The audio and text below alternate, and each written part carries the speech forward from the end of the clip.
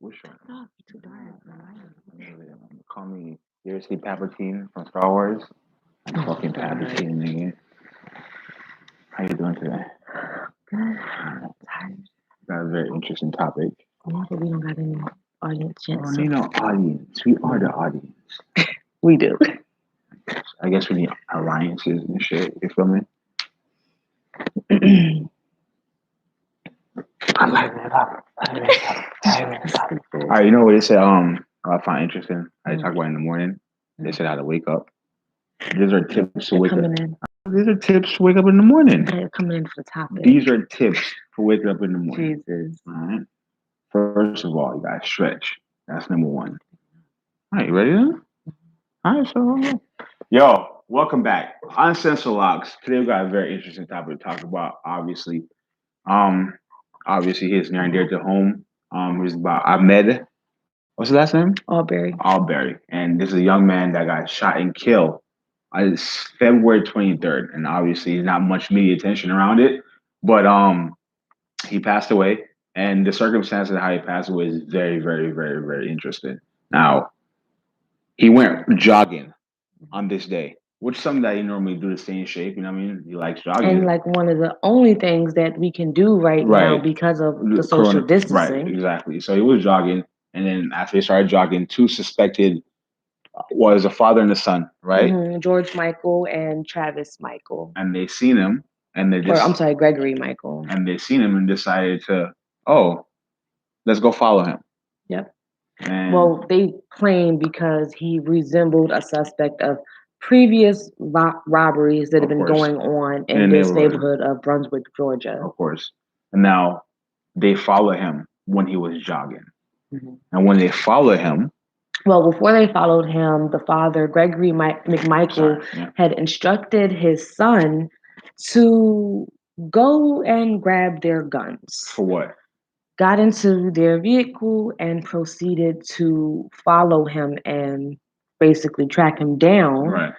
And then basically because he wouldn't stop, they claimed that there was a hesitation for the gun when they called out from their vehicle, which again to me makes absolutely no sense because if you're in the vehicle with the gun, how was there a hesitation? You would have had to get out of your vehicle and actually pursue this person. Exactly, not only that, but you followed him because of what? Because of suspicion. Whatever. You couldn't call the cops or find some other, you know what I mean, whatever, see some other way to see, you know what I mean, bring this man to justice, but you decided to take up in their own ends and they killed him. And ultimately, Ahmaud Arbery sustained 2 fatal gunshot wounds that ended his life, which I believe came from the son, Travis McMichael. And there's no arrest being made for this incident. Almost 2 months later. 2 months later. A prosecutor who had the case for a couple of weeks and basically decided that these men, Gregory McMichael and Travis McMichael, acted in the Georgia Citizens Arrest statutes. Right. They did nothing wrong for murdering this man. Well, according to the statute, it's when a crime is happening in front of you, then you have the right to then you have the right to make a citizen's arrest. What fucking crime was running? I don't understand that. You feel me? And then listen, man, I don't want to keep bringing the race card, but again, it is a fucking race card because at the end of the day, I'm pretty sure if it was a white person was running, you pretty just look at him like whatever. But then he is a black person. I guess he wasn't regular in the neighborhood. See, besides just bringing up the race card, it brings up more because of this whole injustice when it comes to police brutality and cover-ups and that nature. Because see, Gregory McMichael, the father, the one that decided let's go pursue this man, is an ex-cop, which is the reason that a prosecutor, which was George E. Varnahill, recused himself from this case because the family of Ahmaud Arbery had put in a complaint that there's a conflict of interest here because he is a cop and this prosecutor knows him. And so once that complaint was filed, that's when he decided to recuse himself.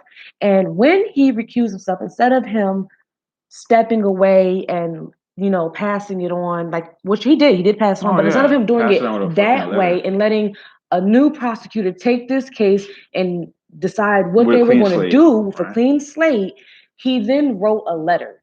And in this letter, he Hmm. basically defamed the character of Ahmaud Arbery by bringing up His his past. childhood past Hmm. and things that he did prior arrests and things of that nature to make it seem like this wasn't a victim crime. This No, was, this you you. know, It was this it's a this is consequence. there was a Like good reason for right, this. yeah. But the next thing is none of this story states that Gregory or Had a weapon. Travis knew anything about his past. Right. So even with that part being pointed out, why would it matter what his past was if they, the people who had the guns, had no Because they didn't knowledge want him to get of his justice. They didn't past? want him to get justice. They want this to They're trying to be protect this ex-cop. yeah, they want this to be a just another it's okay to just kill somebody and get get away with it. Especially because he was running in a This is neighborhood. a 25-year-old, basically a young man. He's basically still a kid. I'm sorry. Like, yes, he's 25. He's basically still a kid. He has his whole life ahead of him, and you took his life away for a daily workout, a jog. I don't understand it. It gets to a certain point where we always sit here and everyone's like, "Oh, all lives matter." Okay, cool, I hear you. So why the fuck isn't people in Outward talking about this nigga getting shot, dying? You feel me? This happened over 2 months ago, February 23rd, over 2 months ago, and this is the first time we're hearing about this. Exactly. And it gets to a certain point where we're like, "Yo," at the end of the day, we keep talking about justice. You know what's so fascinating about this whole thing? No one can go out and protest. Exactly. You feel Because me? of the timing in which this Like this, happened. There's bro. no traction. There's no There's nothing media they can do. coverage. I mean, there's minimum, but it's not blowing up the way that it should for his family to get And not the only that, but backing bro, that they need. this happened in the midst of the coronavirus epidemic, bro. You trying to tell me that this nigga didn't care about that? Didn't care about the 6 feet distance? Didn't care about none of that stuff? No, that's why he had the gun to do it from distance. That's why he did it. Listen, man, and they shout out to his family. Rest in peace Rest in to Ahmaud Arbery. He did 25 not years deserve old. that at No. all. Hopefully we can get some type of justice for this family, for him. And we just want to bring awareness to this topic, you know what I mean? Because make a change to the way that this case is going right now. I feel like as long as the coronavirus is going on and this social distancing is happening, it's going to make it only 10 times harder. But for people like us who have platforms like these, I feel like in this time, it is our job to raise awareness to stuff like that and push it as hard as we can, get it out there on all platforms because this can't go unpunished. We can't go out there and protest on the streets, but do it online. Raise hell, raise havoc, do as much as we can because one way or another we can make a difference. And at this point, it's up to us because obviously the prosecutors are on their side. Yeah, not only that, but listen, man. There's nothing we can do about this. We can't change the color of our fucking skin. And you know what's fascinating to me? I just want one of these white people who are racist or just scared of the skin. Just come on and tell us why. Yes. Why? You feel me? What did he do that day that made you say, I need to shoot him, I need to kill him for running in my neighborhood? I think you just be a what dope, about him? I think you just be a dope ass conversation to sit back with a white person, a racist white person, or indifferent, whatever the fuck it is, and just have a real heart to heart conversation about why you feel afraid of me. Why? Is it the fucking images that you see in the news? Is it the fucking rap videos? Like, why are you scared of us? Like, I'm just trying to raise my son and live my life too. You feel me? I can be mistakenly easily walking down the street and nigga pull out a gun because he sees me. He's like, "Oh, I'm Starlight. I'm going to shoot you because I'm black." You feel me? With a white person, you just, oh, whatever. You know what I mean? Hey, Alicia Royal, thanks for joining. How you doing? I love you. Always supporting us. Appreciate it. Number one supporter. For sure.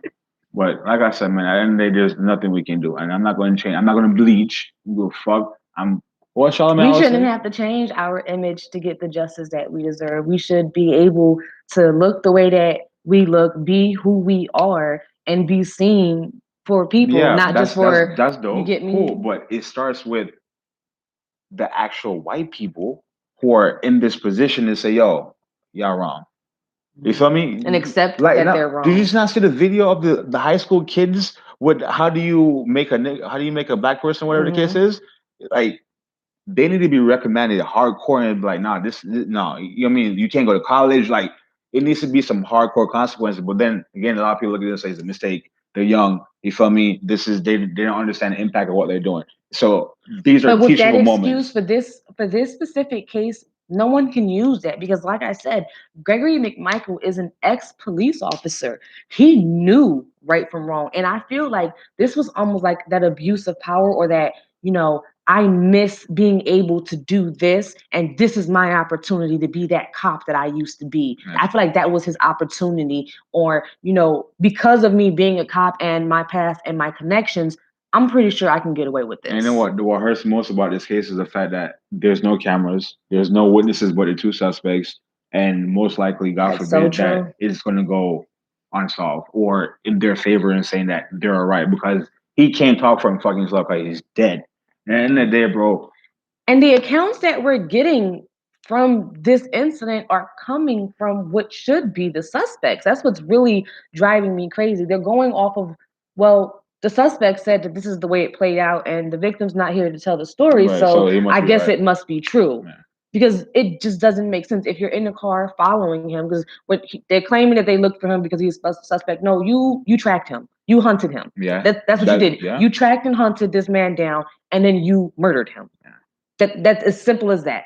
But at the end of the day, you say you were in the car and there was a confrontation, and then there was a struggle for the gun.